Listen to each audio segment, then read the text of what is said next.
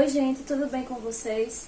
Na aula de hoje, nós vamos revisar o conteúdo que eu já havia passado para vocês em algumas aulas.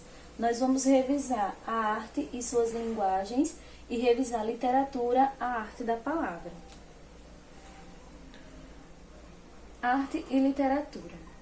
Primeiro nós falamos um pouquinho sobre a arte e o artista. Todo artista, ele faz a sua arte para um determinado contexto, para a sociedade. Ele precisa, ter o talento para fazer, mas toda a arte que ele faz para a sociedade, dentro de um contexto em que ele vive. Então há aí essa relação entre a arte e o artista. Ele não faz a arte sem motivação nenhuma, tem que ter alguma motivação.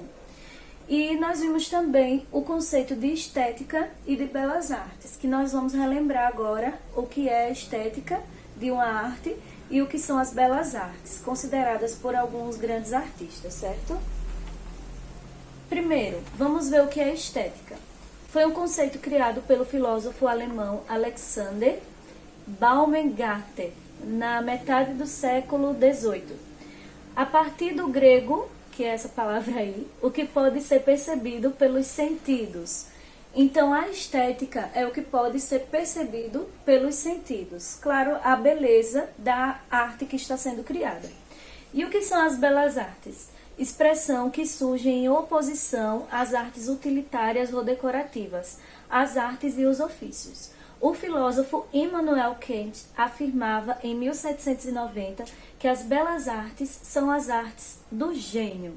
Então essas artes que ele está falando é a escultura, pintura, a música, e alguns filósofos colocaram também a poesia, que depois de um tempo foi considerada a literatura, que é o que nós estamos estudando, vendo a literatura como uma manifestação artística, não somente como escrever, mas algo que faz parte da arte.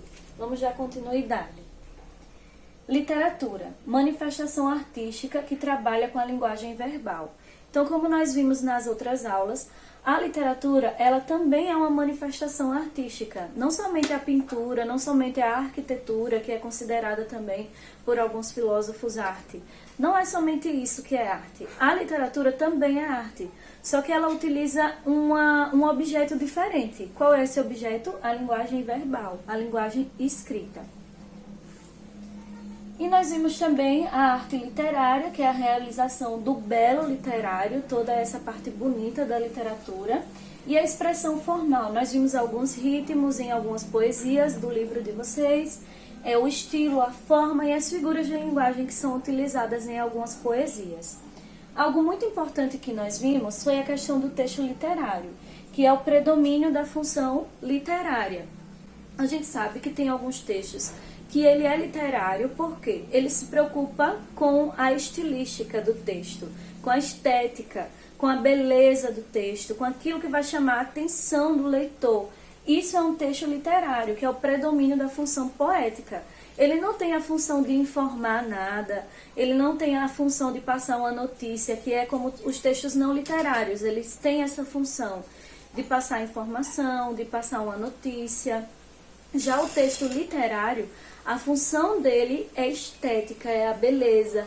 Por isso que é comum, quando a gente vai ler um texto poético, uma poesia, quando a gente vai ler textos que fazem parte da literatura, serem de difícil compreensão. Porque é comum na literatura valorizar a beleza. Então é comum, muitas vezes, a gente não entender de primeira essa leitura, certo? Então o texto literário tem o predomínio da função poética.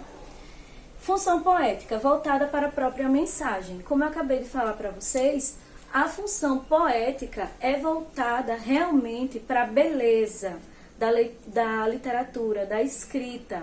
Por isso que quando a gente lê os poemas, o que é que chama a atenção? O ritmo, porque todo poema ele é ritmado, a melodia, a escrita, tem palavras difíceis, de difícil compreendimento, para a gente quando lê, de difícil compreensão.